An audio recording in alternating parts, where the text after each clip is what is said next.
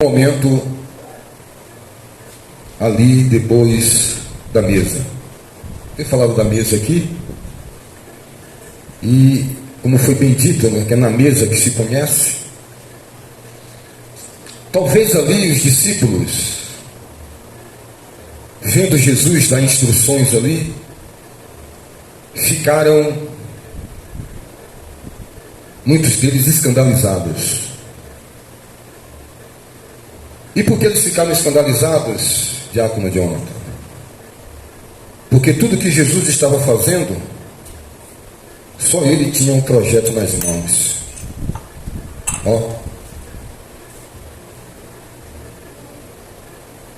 O que Jesus estava fazendo, só ele sabia. Tudo para os discípulos era um elemento novo. A obra espiritual, ela não é entendida racionalmente, meu filho. Se naquele dia que furou o pneu do seu carro, você soubesse que você morreria debaixo de uma carreta, você dava mais glória a Deus. Uma das coisas que eu aprendi mais a amar a Deus é que Deus, ele causa situações todos os dias para arrancar tudo que não presta da vida das pessoas.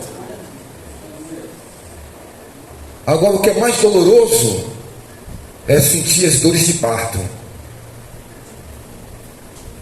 Porque o egoísta, geralmente, ele quer que os outros se estrepem. E vai chegar momentos em sua vida que você vai dizer: meu Deus, eu, para ajudar fulano, cicrano, eu tenho que entrar nesse negócio aí. Vai chegar momentos em sua vida que a única forma de provar se você ama é na traição. Que a única forma de provar que você ama é na tristeza. Porque na bênção, na alegria, até o diabo sai de bem. Até o impostor passa por honesto, se você der tudo o que ele quer. E muitas vezes na história de Israel, Deus permitiu pessoas firmadas, pessoas justas, pessoas equilibradas entrar em situações para tirar verrugas e bicho de porco de alguém. Então foi bem dito aqui que é na mesa. Mas não é na mesa do cuscuz de tapioca, não é na mesa do café, do pão, do bolo. Aí é maravilha. É na mesa do dia a dia. Não é na mesa física, não é na comunhão física, é no espiritual. Às vezes você pode reclamar que você está passando por uma luta. A luta apenas do seu próprio peso sobre a sua própria cruz. E Moisés, com 1 milhão de cruzes para carregar. Às vezes você reclama por um problema de um tratamento de Deus com a sua vida. E você malmente está tendo os encargos sobre você mesmo. E quando você tiver encargos sobre outras vidas, o Espírito de Deus pede que eu pergunte para você nessa manhã, para que você aponte para você mesmo uma alma que você tem discipulado. Você trabalha, você tem o seu trabalho, você, marido, tem a incumbência de cuidar do seu lar, da sua casa, dos seus filhos, da sua esposa. Você, esposa, tem a incumbência de ser uma mulher sábia, tratar da sua casa, do seu marido, dos seus filhos. Glória a Deus. Isso diz respeito à vida física. Isso é o normal do normal. Mas e no espiritual? Fala-se muito em dons espirituais. E para que é os dons espirituais? Não é para viver em função do outro? A nossa irmã Laura não acabou de dizer aqui que é olhando o outro superior a si mesmo? E como é que você se move nessas engrenagens? Você prepara a mesa? Você trabalha e pega seu dinheirinho e prepara um banquete para alguém. Isso não é só na vida física, na espiritual. No primeiro esticão de cabelo, ou no primeiro beliscão, você geme e chora. Nós vivemos uma sociedade de autopiedade. Se eu vivesse na autopiedade, eu não estaria aqui, nesse púlpito hoje pela manhã.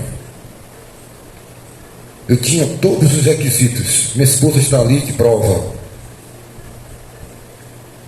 Ontem eu recebi um telefonema, né? E tem pessoas que trabalham para desestruturar a vida do outro.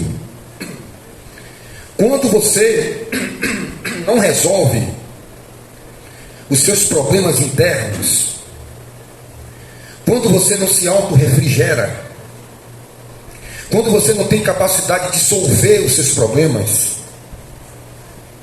quando você não percebe que os problemas não são externos e que Deus vai usar as coisas externas para tratar o interno que está dentro de você, e Deus às vezes usa alguém ainda não tratado para tratar você. Não é sobre o outro que as coisas acontecem na sua vida, é sobre você mesmo. O que acontece na sua vida é fruto das suas petições para com Deus, porque foi você que pediu que quer ser um servo de Deus. Nós falamos aqui na quinta-feira, falamos na quinta-feira passada sobre um processo do título do homem de Deus. O culto de domingo é o culto light, é apenas uma reverberação do culto de quinta-feira. E todos os problemas externos que lhe acontecem é fruto, é indício de sua petição para Deus. Porque na mente de muitos irmãos, na nossa mente, Deus vai vir com um anjo de madrugada, com um copo, com 2 dedos de água e 30 gotas de Buscopan, você vai tomar e você está bem. O processo de aperfeiçoamento não termina até o dia que você morrer. Eu falei aqui na quinta-feira que o processo de tratamento de Deus na vida de um homem, que por enquanto que essa carne estiver permanecendo, não estamos 100%. Que na carne não habita bem algum. O espírito está preparado, mas a carne é fraca. Ou seja, só quando esse corpo for transformado e formos semelhantes a ele, aí cessa todos os problemas. Lá no jardim do Éden, Deus não tem como se extrapolar, não tem como passar das suas limitações. Ele não tem limitação, mas ele não tem como se limitar às limitações humanas. Se vir resolver um problema passando por cima de si mesmo, senão até mesmo nós estaríamos destruídos. Que ainda que sejamos infiéis, por ele ser fiel e ser perfeito e sublime, não pode passar sobre suas palavras, senão destruía tudo, refazia um outro Adão, uma outra Eva e colocava de novo em um outro jardim do Éden. Nós nunca nasceríamos em pecado, também nunca teríamos um redentor. Então não funciona no pilim-pim-pim da Globo e nem nas historinhas de tio Patinhas nem da Disneylândia. As coisas com Deus, elas são reais. O trato com Deus é real, é com dor. Ele não está tratando com deuses, ele está tratando com pessoas que sangram. Artaxerxes, ao receber a lança de Leônidas, ele passou a mão na boca porque pensava ele ser um deus. E ele viu que se ele sangra, ele morre. Então Deus quer tratar coisas que nem mesmo você sabe que tem. Todos nós temos uma imagem muito perfeita. E foi na mesa, nessa mesma mesa, que Pedro disse: eu vou morrer por ti. E Jesus disse: não, você não vai morrer por mim. Você até quer morrer por mim, e até pensa que pode ou que vai morrer por mim. Mas daqui a alguns pouquinhos de dias ou horas, você vai ver que não é bem como você pensa que você é o cara, que você tem o controle. Então preciso mostrar para você que ainda existe uma longa caminhada. E eu falei sobre Elias na quinta retrasada, quando ele estava na beira do rio Querite, quando Deus preparou ele e mandou ele para a viúva de Sarepta. E chegando lá, ele como quisesse dizer para Deus: mas como é que pode? Eu estou ali há 1 ano e meio na beira do rio Quirite, bebendo água, comendo carne, e tu manda eu sair de lá. Eu penso que vai me mandar para um palácio, para um comerciante próspero que tem aí um depósito de comida. Eu digo: não, meu filho. Aqui em Serepta, essa é a única mulher que ainda tem um pouco de farinha. É como se Deus estivesse dizendo isso para Elias. Eu poderia, assim, talvez ser enviado também para algum armazém, algum dono de mercearia imensa aí, que deve ter, né? Pode ser que sim. Mas eu quero um milagre, porque essa mulher é uma justa. Jesus lá na frente vai dizer: havia muitas viúvas em Sarepta, mas Elias foi enviado a uma que Deus contemplou e viu que da farinha e do azeite dela tinha que ser multiplicado. E a palavra está na sua boca, Elias. Eu falei sobre isso. Falei também sobre Elias do Monte Carmelo, na quinta retrasada. Você perde o culto, perde a matéria, fica voando, recebe a pilungada e não recebe muitas vezes a cura, o bálsamo, a palavra. E quando Elias do Monte Carmelo disse: agora é a glória, fogo, agora é a glória. Falei sobre isso também, porque Deus vem batendo certinho. Quem falta matéria fica voando que nem papagaio na areia quente. Não adianta beber em água encanada, em bicas. O tratar é não reunir, como um todo, no ministério, na palavra. E amados, quando Elias estava na glória do Carmelo, veio fogo, desceu fogo, glória, beleza, estou bem.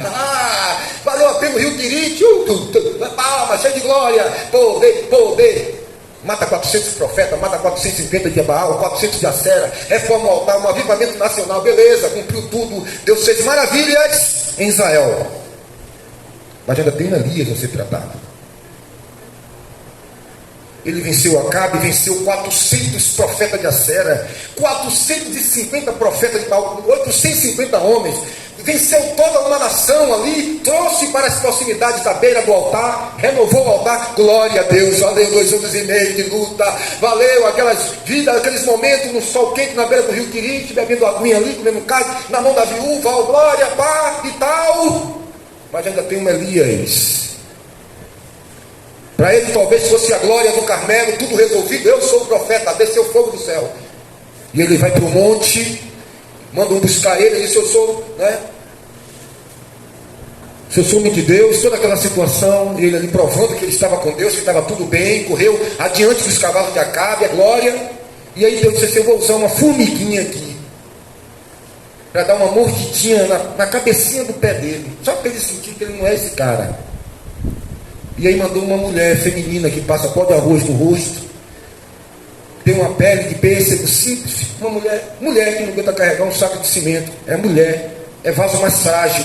Deus pega o vaso mais frágil e diz: diga a Elias que eu vou cortar a cabeça dele e vou fazer 10 vezes mais pior, eu vou desgraçar ele, eu vou moer ele no moedor de cana.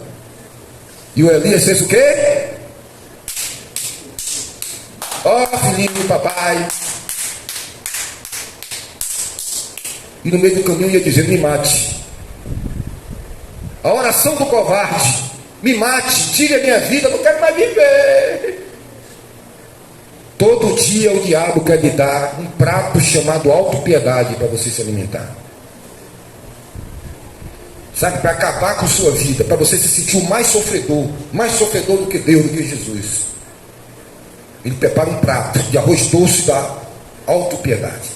E queriam incutir isso em Jesus. Mas você é doido, olha só que maravilha. Para aí, Jesus. O Pai está te revelando que você vai tomar burro na cara, que você vai ser chicoteado com um chicote de 7 pedaços de couro, com cabeça de ouro, de osso de carneiro nas pontas, e ferro na mão dos soldados sírios, que você vai carregar um cerco de uma cruz. Meu Deus, que tanto murro, saco, cuspe. Não, graças a Deus o Pai te revelou isso. O Pai te ama, Jesus. Ó. Foge, tira o braço da agulha. Isso é o natural do ser humano. E o diabo sabe que o ser humano é isso e fica dando fio de meada para você e para mim, para nós darmos continuidade a esse medinho, a essa autopiedade. O viver da igreja, como foi bem dito aqui, não é só a alegria do louvor e da adoração. O viver da igreja não é só comida no prato. Quem vem buscar a Cristo atrás de pão e peixe vai se decepcionar. Aqui, o viver da igreja é de glória em glória, em tristezas e em alegria. As Escrituras dizem que quem está triste ora, quem está alegre canta.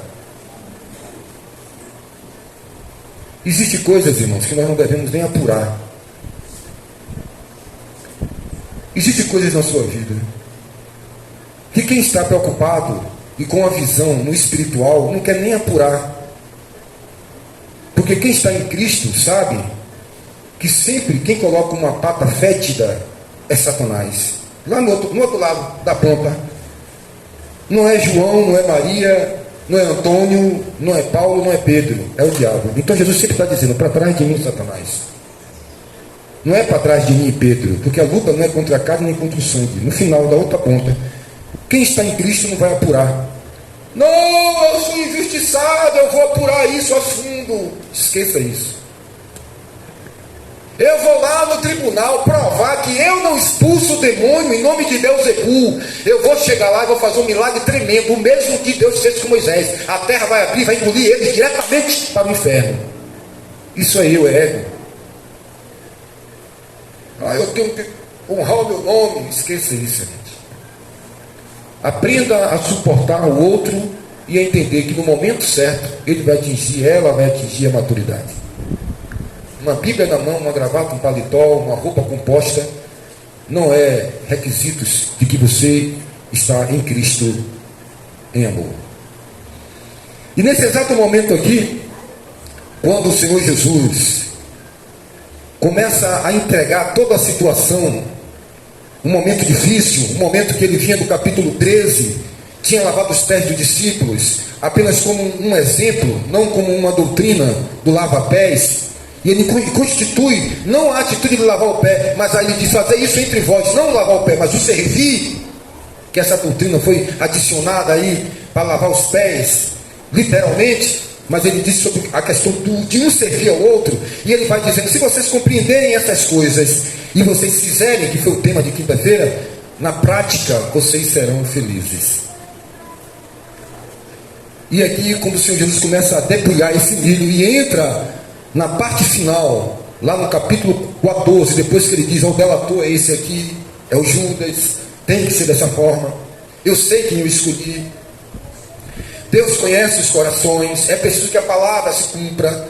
Aí toda a situação de Pedro, eu vou, o Senhor morrer por ti, verdade, Pedro pegou a espada, evadiu, quem é aqui? Um bope, uma caatinga preparada aí, uma litoral norte, uma cacaueira, uma cipa, faz um cerco com metralhadoras e armas pesadas, e um pescadorzinho com um pedaço de faca, uma espada cega, que ali eram armas militares. É tipo o cara com a metralhadora e um pescador com um 22. Sabe, todo um aparato do exército romano. Aí o cara invadiu um homem preparado, e ali Pedro, brutalmente, cheio de amor, mete a espada para meter no meio da cabeça do soldado ágil, espartano, se livra. Aí você pensa que Pedro foi lá, vou tirar um pedacinho aqui da sua orelha, me dê um pedacinho aqui. E o cara se sai lá, a espada ia lascar o cara no meio, a cabeça dele é dividida, e Pedro meteu no meio da cabeça. Pegou na orelha, a orelha ficou penduradinha, fez um arranhãozinho, a espada estava molada, caiu foi no chão. E se a espada passou direto, deve ter pegado ainda no ombro e ferido na saboneteira. E Pedro poderia ter tomado 10 tiros de metralhadora se fosse nos tempos de hoje, que um soldado não deixou de ser ferido. Mas o caminho vai mostrar que não é bem assim. É no caminhar que vai vir os problemas, e você, como foi bem dito pela irmã Laura aqui, só chega do outro lado na perseverança. Os problemas vão vindo e você vai se desvencilhando, e quando você olha para trás, você vê que diante do banquete da mesa e das promessas, tudo isso é um nada. Jesus disse que o coração de vocês não fiquem angustiado. Quando Jesus acaba de dizer para Pedro, antes que o galo cante 3 vezes, tu me negará. E depois ele diz o seguinte, na casa do meu pai há muitas moradas. Gente, para aí, rapaz. Você revela uma desgraça dessa para a minha vida aqui, dizendo que eu vou te trair diante de todo o colegiado de discipulado. Cria uma situação, tu acabou de dar um pedaço de pão para o cara, dizendo, tu é o traíra. E agora aqui já um pouquinho adiante, vem com essa palavra de feito formiga que morde e assopra.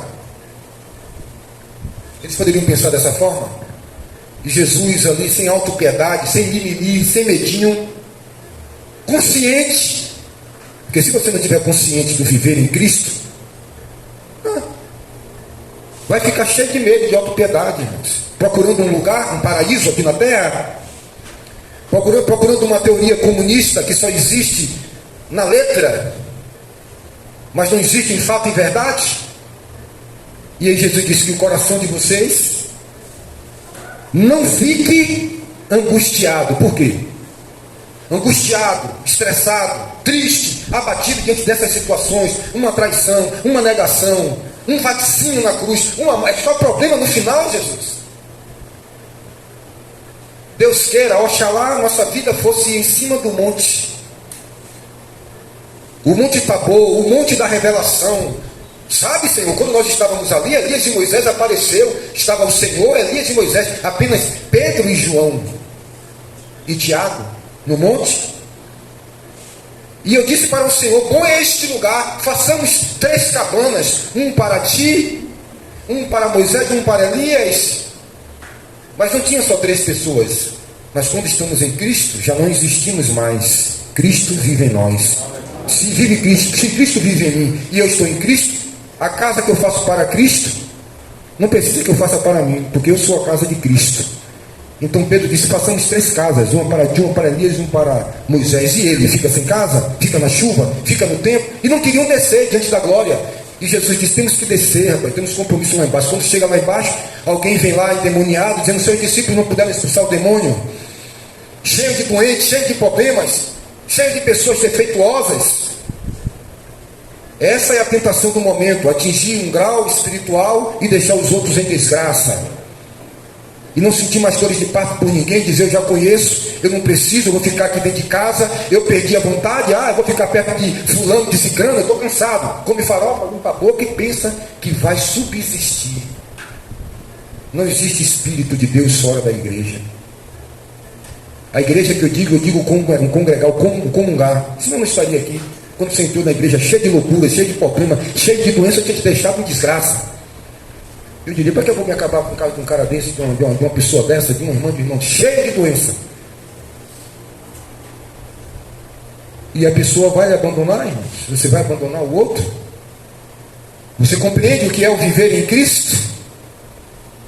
Quando diz olhar para o outro e ver superior o outro, é morrer pelo outro, é amar o outro, é suportar o outro. Se não for amor, não tem salvação.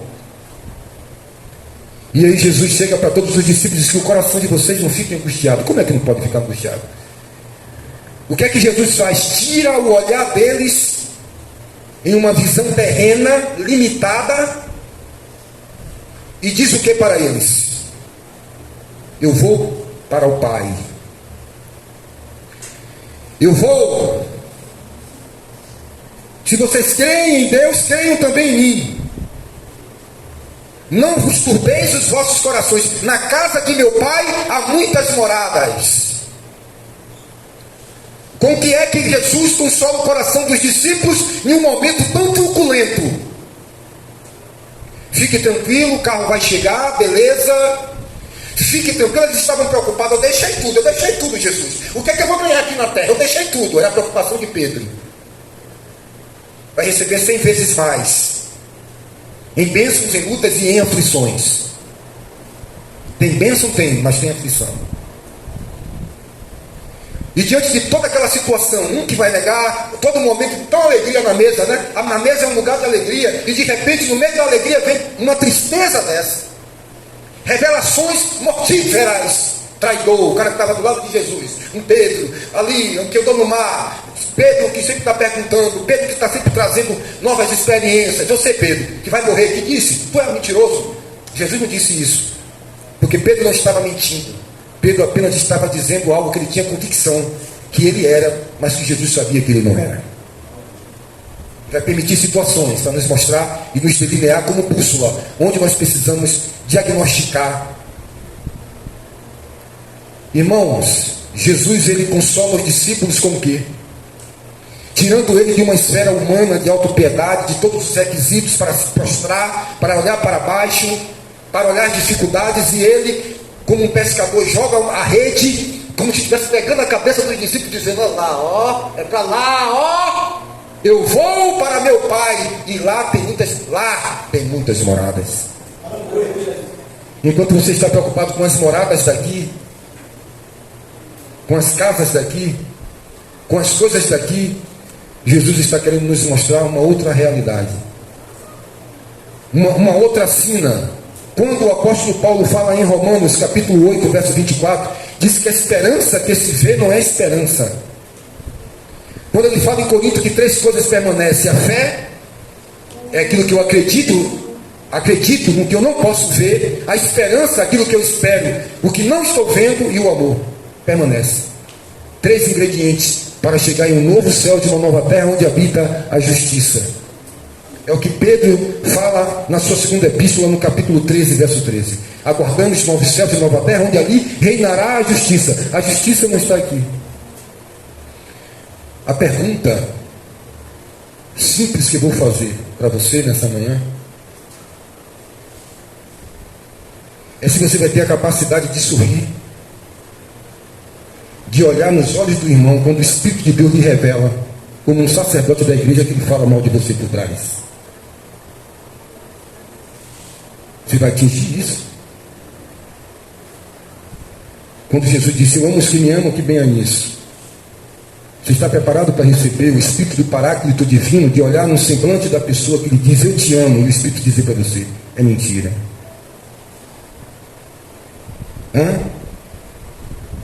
Ou Jesus olhar e dizer: olha, esse que há de me trair, e você continuar tendo o mesmo amor por aquele que nunca te traiu. O mesmo amor que você tem, aquele que nunca te fez mal. Esse mesmo amor, essa mesma intensidade e capacidade de amar os bons, você amar os maus. Você quer ser como Deus? Você sabe qual é o maior atributo de Deus? Vou ensinar a Bíblia nessa manhã. É o atributo de justiça. Ele manda sol para ímpios e para justos. E você iria mandar para o ímpio? Você iria orar pelos que te perseguem? Você quer ir para as moradas celestiais? Templos são construídos para propagar religiosidade e religião. São 2 coisas completamente diferentes. Religião é uma coisa e religiosidade é outra coisa. Mas todo templo humano construído por mão de homens é feito para propagar tanto isso como aquilo. Então, quando Jesus disse: não faça da casa de meu pai covil de ladrões e salteadores, ele não falava da casa construída por mãos de homens. Quando ele diz lá adiante: na casa de meu pai há muitas moradas, não era aquela casa dos fariseus e dos hipócritas. É sobre esta casa, você. Se nas dificuldades da vida, todo dia, como eu recebi um telefonema na sexta-feira, onde eu tinha tudo para me abater, porque foi buscar coisas do passado, né? Eu poderia sair dali e dizer: vou dar fim nisso tudo e vou procurar uma corda e vou me matar, ou vou me jogar debaixo de um caminhão. Aí eu dou resultado para tudo. Irmãos, não pegue a palavra de Deus para pregar. Se você não tem a capacidade de suportar os seus problemas. Existem pessoas que, quando não conseguem administrar os seus problemas, fazem do outro capacho. Um termo técnico. O capacho é aquele carpete, aquele tapete que está ali. Faz do outro capacho, faz do outro fio terra. Os problemas não é o outro. O outro é apenas um instrumento de depuração. Judas ou Pedro, ou seja, qual for dos discípulos, não estavam provando Jesus, porque Jesus já tinha sido preparado. Eles estavam provando a eles mesmos, e Jesus provando para nós o que é realmente ser um discípulo. Sereis conhecidos uns dos outros, se vos amardes uns aos outros. Não é uma Bíblia grande, não é um paletó, não é uma gravata, não é uma religiosidade. Isso ele disse no capítulo 13 na mesa, ele disse no capítulo 14 adiante. Quando Jesus, irmãos, aponta para nós: na casa de meu pai há muitas moradas, estamos encerrando, ele está querendo dizer para você: tire a visão da terra, tire a visão dos problemas. O meu Redentor vive e por fim se levantará. Você se tornará aquilo que você pensa. Salomão disse: aquilo que o homem pensa ser, isso ele será. Agora, irmãos, eu tenho mais uma informação para vocês.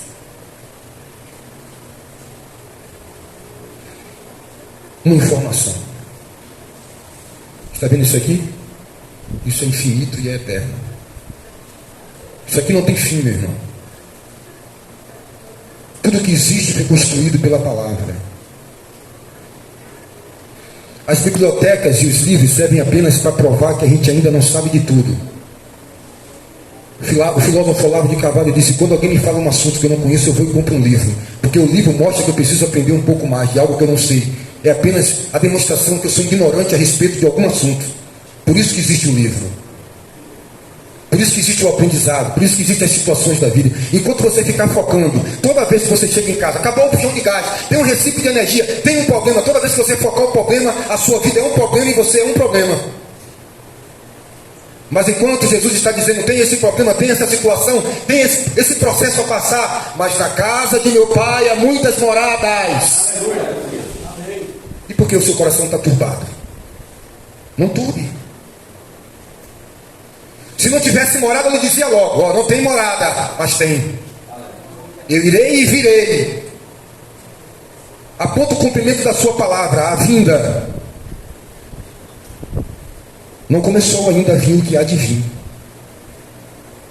Os sábios, Eclesiastes, foi dito aqui pelo nosso irmão Adelso, com muita particularidade, ele disse: se você, Jeremias também falou, se você se cansa, falou em outras palavras, de outras formas, mas ele disse: se você se cansa com quem anda a pé, pessoas comuns, pessoas simples e normais, como é que você vai vencer com quem anda a cavalos? Ou seja, se você não está vencendo as situações pormenores e pequenas do pré-primário, do maternal espiritual, como é que você vai vencer coisas que vêm pela frente, irmãos? Eu quero encerrar essa palavra, são 10 horas e 40 minutos. Eu quero encerrar essa mensagem dizendo o seguinte: uma das maiores mensagens de Jesus, eu sempre estou falando dela em quase todas as pregações que eu prego, porque para mim é a maior mensagem dos últimos tempos. Talvez você já sabe qual é a palavra que eu vou dizer, porque eu posso pregar 1 milhão de anos, 1 milhão de anos só nesse versículo, 1 trilhão de anos de tanta realidade, de tantas verdades ocultas aqui dentro desse texto. Lembrai-vos da mulher de Ló. Traduza, pastor, porque você já falou muito disso. Pronto, olhe para o seu irmão do lado e diga para ele: você só sai com a roupa do corpo, meu filho. Não, mas fica olhando dentro do olho dele. Você só sai com a roupa do corpo. Tá bom para você? Não, porque se você sair nu, eu vou me escandalizar. Você no elo, então já é lucro, porque você nasceu nu. Já está no lucro. Existe alguém aqui em Muritiba ou no Brasil mais rico do que Ló? Houve uma contenda dos pastores de Ló com os pastores de Abraão. Você sabe quem é Abraão, filho? O homem que pagou o dízimo a Melquisedeque. O homem que implantou dentro de Israel o povo mais próspero e rico da face da terra, o símbolo da riqueza e da prosperidade. Abençoareis que te abençoarem. Anda em minha presença com 100 anos de idade. Anda em minha presença e ser perfeito. Ser tu uma bênção. O pai de Isaac, o avô de Jacó. Pensa que isso é brincadeira? E ali aquele homem sai com um bando de animais, milhares, centenas, por despojo a tua vida. O que você mais tem de precioso é a tua vida, mas não é a tua vida física, porque quem amar a vida física, perdê-la. E quem perder essa vida da psique, como diz os gregos, a vida humana, ganhá-la. Ou seja, não é o problema do Judas, não é o problema do Pedro, não é o problema da cruz, não é o problema da chicotada, não é os problemas da difamação que expulsa demônio em nome de Beelzebul. Qual é a tônica? Qual é a visão? Olhando para Jesus, o autor e consumador da fé. O Espírito aqui atrás diz: vai falando essas coisas. Tem algum papel? Qual é a visão que vai fazer você ser um vitorioso, Altemar? Aquilo que o homem pensa ser, isso ele será. Eu sou um cidadão do céu. Vira céu. Não entendeu ainda? Eu vou traduzir com a própria Bíblia. O reino de Deus não vem com aparências externas. Está ali na casa de João, está ali na casa de Maria, está ali na Breia, está ali na Shalom, está ali não sei aonde. Não vem com aparências. Ele já vive o reino de Deus aqui. Ele tem paz em casa, ele tem a presença de Jesus em casa. No trabalho, ele é um discípulo de Cristo. O reino de Deus não é um determinado lugar, é um determinado momento que se vive plenamente no Espírito, o Paráclito Divino. Em espírito e em verdade, em novidade de vida. O resto, meu irmão, é só natureza. E não se espante não, porque ainda tem muita coisa ainda para entrar. Tem muita água limpa para entrar, para sair muita água podre. É muita gente enganada a respeito de si mesmo, a respeito da situação da vida humana. Então, quando Jesus diz, na casa de meu pai há muitas moradas, ele está dizendo para você, esqueça tudo isso. Ele está dizendo para você, o foco não é esse. O foco não é provar que você é ruim, que você é bom, que eu sou bom, que eu conheço isso, que eu conheço aquilo. Não, o foco não é esse. O foco é a vida de Cristo, irmãos. Olha, fica carro, fica casa, fica bens. Vai sair de Sodoma e Gomorra, esse mundo, com a roupa do corpo, olhando para Zoar, uma pequena montanha, um pequeno lugar, que Deus está preparando como livramento para a minha vida e para a sua vida. Em outras palavras, o que te prende? Em outras palavras, o que perfura você? O que te incomoda? O que te entristece? O que tira a tua paz? Tem circunstancial nisso? Tem um verdadeiro valor? Isso? É isso que tem um valor para você? O que é que te futuca? O que é que te incomoda? É o todo? É a peça principal? A irmã Laura disse aqui com muita particularidade, quando chega esses momentos de alegria, quando chega a vitória, todas essas coisas, esses perrengues se tornam nada. É verdade ou é mentira? Jesus disse que uma mulher, quando está com dores de parto, ela geme e grita, porque é a maior dor que um ser humano pode sentir. Tem a sua genitália, a sua vulva dilatada 10, 30, 40 vezes mais para passar a cabeça de uma criança e um corpo. Deus olhando do céu para a terra, vendo que não há uma dor tamanha como essa, ela diz, é como uma mulher com dores de parto, mas depois que a vulva expulsa a bolsa com líquido amniótico e ela estoura, aquilo que se contraiu se fecha. E aí diga às mulheres, mães, e que sabe dessa experiência, coisa que nenhum homem sabe o alívio, tipo assim, ó, ufa, aquela dor imediatamente incessa os nervos. E quando ela vê o moer da criança, o primeiro choro, ela tem uma alegria, algo que nenhum homem jamais na face da terra vai sentir. Por isso ninguém sabe o amor de uma mãe por um filho, porque não sabe o que é conviver 9 meses sendo carne da sua carne, com os cordões umbilicais ligados. A ponto que se uma criança na barriga da mãe sente dor de cabeça, a mãe sente. E Jesus está dizendo para você hoje, que a alegria é como essa, supera toda dor, mas muito mais do que isso, ele está dizendo para você. Que se uma mãe se esquecer de você, que é impossível. Mãe, eu digo mãe, porque muita gente tem o nome de mãe, não é que pare, mas uma mãe real, verdadeira. Ainda que uma mãe se esqueça de você, eu jamais me esquecerei de ti. Você quer ouvir o que mais? Deus está dizendo, eu sou contigo. Deus falou nas canções. Deus diz, minha irmã, eu sou contigo. Minha irmã, tem bênção, tem paraíso, tem vida eterna, tem nova morada. Então todos os seus argumentos e todo o seu sofrimento e meu sofrimento cai por terra. E o que é que o diabo continua fazendo? Na bandeja, te convidando para a autopiedade. É o que diz a canção, eu preciso aprender um pouco ali, eu preciso aprender um pouco aqui, Eu preciso aprender mais de Deus, porque Ele é quem cuida de mim. Se uma porta se fecha ali, outra porta se abre. Eu preciso aprender mais de Deus, porque Ele é quem cuida de mim. Deus cuida de mim. Cante comigo. Cuida de mim, na sombra das tuas asas. Deus cuida de mim. Eu amo a casa de Deus. Pois está sozinho. Não estou sozinho porque sei. Deus cuida de mim. Cante de dentro.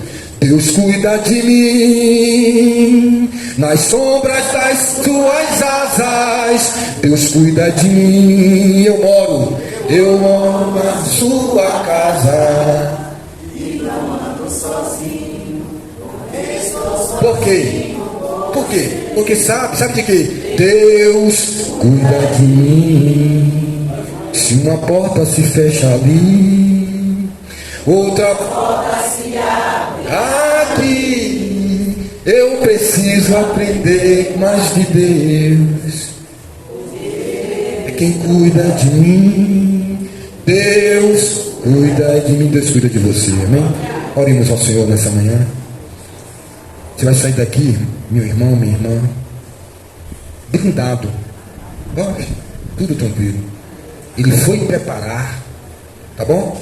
Vai ficar aqui carnaval, vai ficar aqui problemas familiares, vai ficar aqui débito. Esqueça isso. O poderoso é aquele que está à sua mão direita. É isso aí, meu irmão. Amando. Amém? Eterno Deus e Pai do nosso Senhor e Salvador Jesus Cristo.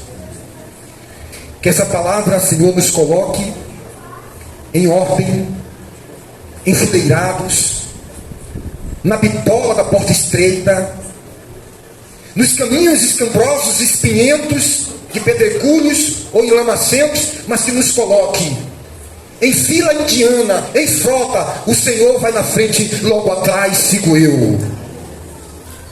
Pai querido, nós temos esta convicção que Tu estás na vida de cada irmã e irmão aqui, preciosíssimo, que estão com sede e fome da Tua palavra, de conhecer, de se dedicar. Eu quero agradecer aqui por cada uma dessas irmãs aqui, que tem sustentado esta congregação em oração.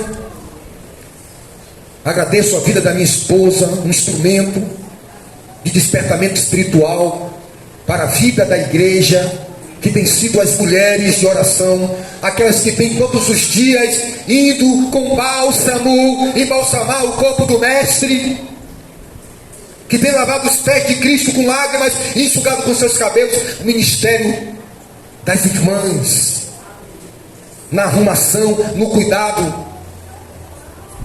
nas tarefas diárias, aos homens que tomem por isso como exemplo das abnegadas servas de Deus, não como competitividade, porque para Deus não há homem e não há mulher, que todos vós sois um em Cristo.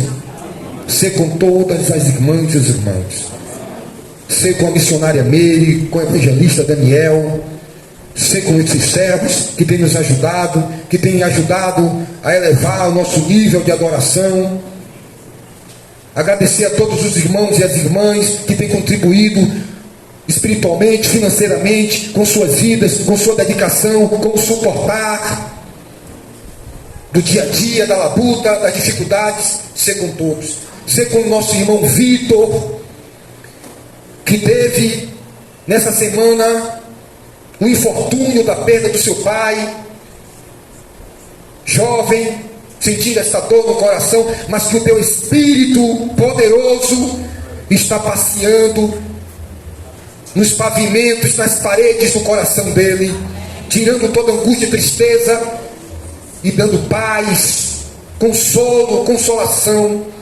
É o que nós te pedimos e oramos com ciência e com concordância nessa manhã, em nome do Senhor Jesus Cristo. Nós nos amamos e amamos o Senhor, e vamos continuar aguardando uma casa nova que virá. onde nossos corpos serão transformados, e semelhantemente como Ele é, nós seremos e estaremos para sempre, e habitaremos para sempre com o Senhor. Dessa vez não até a consumação dos séculos, mas eternamente, de glória em glória, para todos sempre. Amém. Amém?